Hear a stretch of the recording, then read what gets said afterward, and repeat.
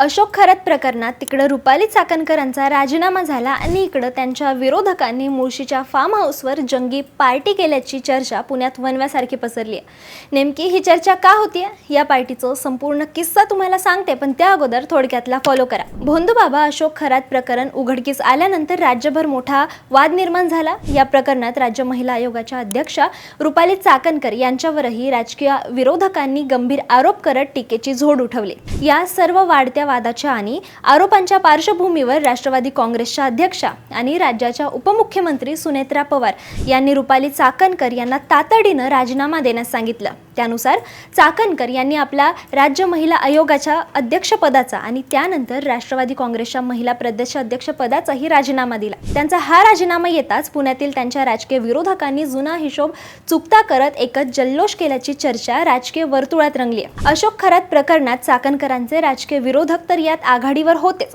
पण राष्ट्रवादी काँग्रेस पक्षांतर्गत विरोधकांनीही आक्रमक पवित्रा घेतला होता। यामुळे पुण्यात रुपाली विरुद्ध रुपाली असा सामना रंगला होता।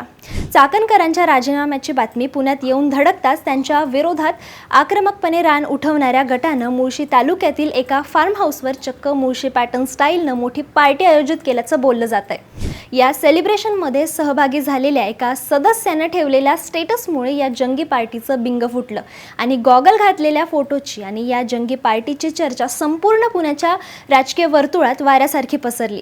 चाकणकरांनी पक्ष आणि आयोगाच्या पदाचा राजीनामा दिल्यानं आता पुणे आणि राज्याच्या राजकारणात या पार्टीमुळे एका नव्या राजकीय वादाला तोंड फुटण्याची दाट शक्यता निर्माण झाली आहे। विरोधकांकडून होणारे सातत्यपूर्ण आरोप आणि त्यातच हे समोर आलेलं सेलिब्रेशन यामुळे राजकीय वातावरण आणखी तापण्याची शक्यता व्यक्त केली जाते। चाकणकरांच्या विरोधकांनी त्यांच्या राजीनाम्यानंतर केलेल्या या जंगी पार्टीच्या चर्चेबद्दल तुमचं मत काय आहे आम्हाला कमेंटमध्ये नक्की सांगा आणि अशाच महत्त्वाच्या अपडेटसाठी थोडक्यातला फॉलो करा। बातमी म्हणजे थोडक्यात।